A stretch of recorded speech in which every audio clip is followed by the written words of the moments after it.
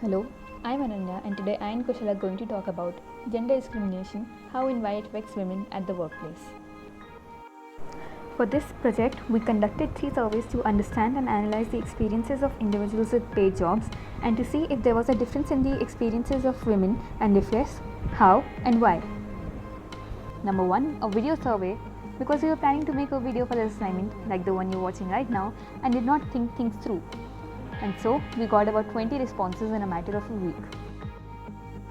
The second survey was a regular MCQ type survey with questions same as the video survey. We decided to do this because understandably not a lot of people participated in the video survey and 20 was not a big enough pool of responses to give us some substantial information. For this survey we got about 100 responses in a matter of 2 to 3 days. The third survey was a one question anonymous survey where we asked people what would be the first thing they would do if they found out that they were of the opposite gender one day, and got almost 200 responses in a matter of 2 days. Before we begin with the first survey, I request you to participate in the survey along with the respondents. Raise your hands and put a finger down if you've experienced the situation given in the audio. No, seriously, do it. Let's begin. Put a finger down if you've ever faced gender discrimination. Put a finger down if you faced sexism at your place of work. Put a finger down if you've experienced harassment at your workplace. Put a finger down if you face sexism at home, in your family, or in your friend circle. Put a finger down if you've questioned your ability to perform certain tasks because of the stigma that people of your gender couldn't do it well. Put a finger down if you spend a substantial amount of time and money for grooming or beauty purposes on a regular basis. Put a finger down if you've ever felt pressure to look more beautiful or attractive than the usual professional presentable standard at your workplace, failing which you feared that you or your work wouldn't be taken seriously or noticed. Put a finger down if there is no additive value of your looks in your line of work. Put a finger down if you're expected to take care of domestic chores when you come home from work. Put a finger down if you've been made to feel invisible or unimportant solely because of your gender. For the first 2 surveys, we got responses from a set of people with quite diverse professions such as senior analyst, pharmacist, lecturer, an assistant director, product manager, lecturer, IT professional, data analyst, an engineer, product designer, senior test engineer. And the results were shocking. 77% women have faced gender discrimination in some form as compared to only about 35% men. 52% women have faced sexism at home, in their family or friend circle compared to about 28% men. About 65% of women have questioned their ability to perform certain tasks because of the stigma that people of their gender couldn't do it well, as compared to about 35% men. 37.5% women felt pressure to look more attractive than usual at their workplace, failing which they fear that they wouldn't be taken seriously. Women feel 4 times more pressured than men to look good even when it did not add any real value to their work. 3.5 times more women have felt invisible or unimportant solely because of their gender. The cause of such stark differences in experiences of men and women is undoubtedly our majorly patriarchal society, where women are not supposed to be independent, and so a combination of tactics is applied to keep them out of the workforce. The first, feminine mystique. Feminine mystique is a term coined by Betty Friedan, which basically defines what a good woman should do. Feminine mystique is an ideology that good women can find fulfillment through housework, marriage, sexual passivity, and child rearing alone, and had no desire to get educated, have a career, or a political opinion. But during the 2 world wars, women had to take over male jobs and find employment for sustenance, while the men were sent to fight in the 2 wars. After the wars were over, men wanted to return to their old jobs, but women did not. They did not want to get locked up in their houses again. But men couldn't look after a household as it wasn't a manly job. A tactic was needed to make women want to leave their jobs willingly. Enter the beauty myth, where images of beauty are used against women. Women were good at their new paid jobs, so how could men make them leave the workforce? Simple, by lowering their morale. How? Tell them that they're not beautiful enough for the job, even though men had no such eligibility criteria. But how would they inculcate this idea into women's thinking? Through women's magazines. Before the beauty myth, when feminine mystique was prevalent, ads and articles were about giving tips to women on how to be a good housewife, but now they gave tips on how to be a professional beauty, constantly screaming at them that their natural selves were unworthy, not even worthy of getting a good pay. Definitely not as worthy as men. Naomi Wolf writes in her book, The Beauty Myth, that in order to weed out women applicants for a job, the employers re-advertise it with a higher salary, since women have severe doubts about themselves when it comes to defining their financial worth. This is the kind of effect that the beauty myth has on women. Women, even today, almost a century later, find themselves analyzing their body, their clothes, their makeup, their shoes, their hair every morning before going to work just so they can compete with men and get what they deserve, an equal pay. International Labour Organization estimates that women on average continue to be paid about 20% less than men across the world. The gender pay gap is a measurable indicator of inequality between women and men. ILO Equal Remuneration Convention 1951 is one of the most highly ratified conventions. Yet, the gender pay gap persists, and the World Economic Forum estimates that it will take generations and generations to close the global gender pay gap based on the trend observed over the past decade.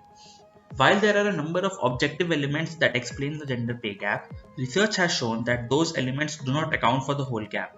There may be factors that are unknown or unaccounted for, but also there can be an aspect of discrimination, whereby a job done by a woman is perceived as worth less than a similar job done by a man. In the absence of objective job evaluation methods and practices, gender bias can easily occur in determining pay scales for women and men. In a country like India, the reasons for gender pay gap are a little more complicated and can be linked to reasons ranging from the socio-economic to the structural. According to the Monster Salary Index published in March 2019, women in the country earn 19% less than men. The survey revealed that the median gross hourly salary for men in India in 2018 was around Rs 242, while it was around Rs 196 for women. However, this is only part of the picture. Across the unorganized sector like agriculture, women are routinely paid significantly less than men, citing differences in capability. Till India's social stigma against women in the workforce and the general environment of social injustice is not tackled, the gender pay gap may not show any sign of closing. Global Gender Gap Index (GGGI) is published by the World Economic Forum. This ranks countries on the status of gender equality through various parameters. On this index for 2018, India ranked 108th, whereas in the 2020 index, the number of countries increased, and so did India's position to 112th. The wide gender gap in India was stated due to religious and historical societal linkages. The process is much slower as compared to other countries because of attitudes prevailing in Indian societal culture. Further, focus on leadership attention was also suggested. In 2021, India has fallen 28 spots to rank 140th among 156 countries. The report said that the estimated earned income of women in India was one-fifth of men's, which put India among the bottom 10 countries globally on that indicator. In addition, it is stated that more than 1 in 4 women has faced intimate violence in her lifetime. Share of women in professional and technical roles further declined to 29.2%. The share of women in senior and managerial positions also remains low. Only 14.6% of these positions are held by women, and there are only 8.9% of firms with female top managers. This 15th report by WEF said that another generation of women will have to wait for gender equality, as 36 more years were added to the time left to close gender gap because the impact of COVID-19 has increased the gap from 99.5 years to 135.6 years. The report also pointed out that pre-existing gender gaps have amplified the crisis asymmetrically between men and women, even as women have been at the front lines of managing the crisis as essential workers. But do women really deserve a pay equal to men? Do they really work as hard as men? They actually work harder. Who produces more, men or women? According to a foreign research, women work 10% harder than men in today's offices. This conclusion is the product of two statistics. First, both men and women actually complete about 66% of their assigned work. However, women are assigned 10% more work than men. Therefore, the achievement of the same completion rate tells us that they are being more industrious. The research found that this extra work are nothing but non-promotable tasks assigned to women. That is, any activity beneficial to the organization but does not contribute to career advancement. Another study found a data that ended up confirming that women employees work harder. Researchers observed various subjects working at companies scattered around the US. During a 10-minute experimental trial, female subjects worked 2.5 minutes compared to 2.1 minutes for male subjects without a privacy filter installed, and 4.9 minutes versus 4.3 minutes for male subjects with the privacy filter installed. But if women actually work harder, they do deserve to get paid higher or at least equal as well. But then why aren't they? Because if women earn equal to men and equally contribute to the family's finances, then housework would get divided equally too.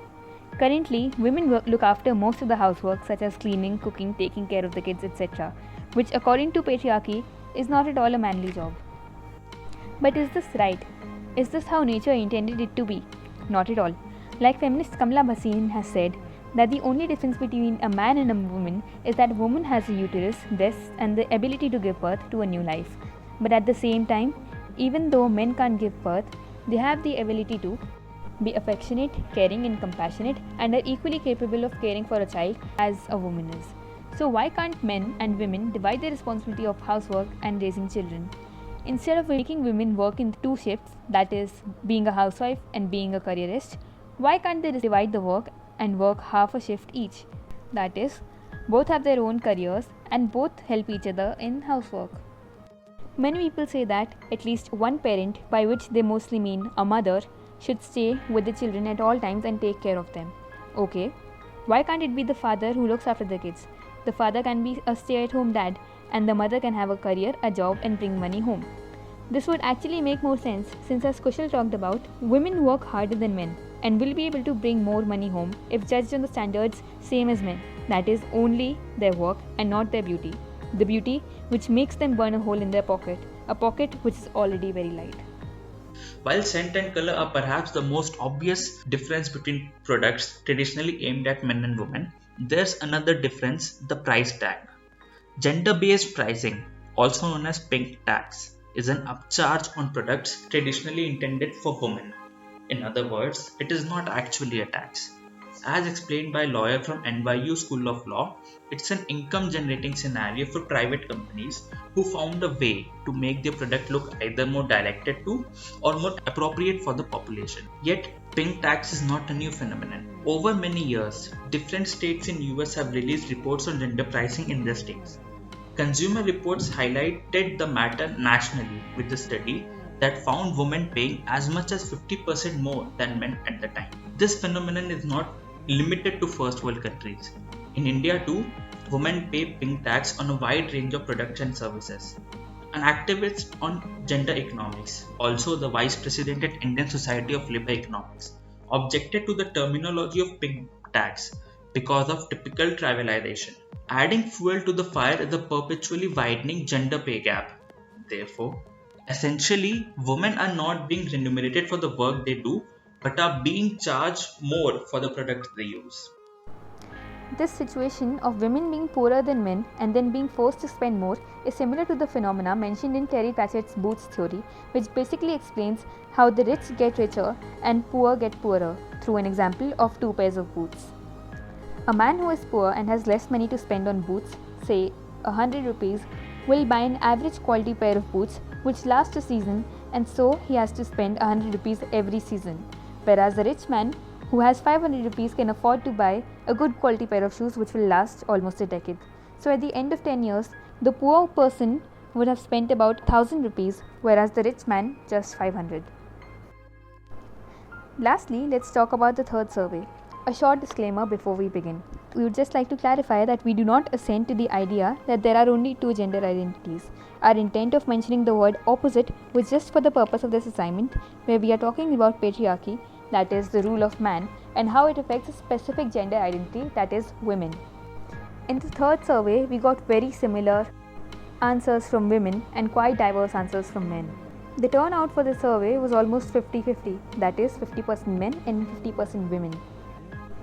Almost all women, barring just a few, said that they want to be able to step out of their house at night. Men, on the other hand, had this to say.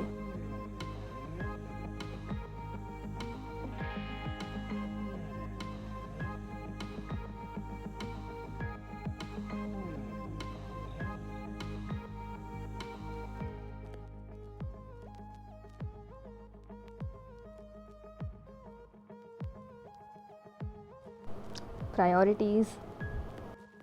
This exactly speaks volumes about how the inability to step out of the house at night adds to the insecurities of women and limits their career opportunities. Gender equality is a human right, not a female right, as misconceived by many to discredit the entire feminist movement. The results of these 3 surveys clearly show why we need equality at the workplace. So that's it for today. This video is inspired by the book The Beauty Myth by Naomi Wolf and the short story Sultana's Dream by Begum Ruqayya Shekhawat. Hope you stay safe and spread equality, not corona.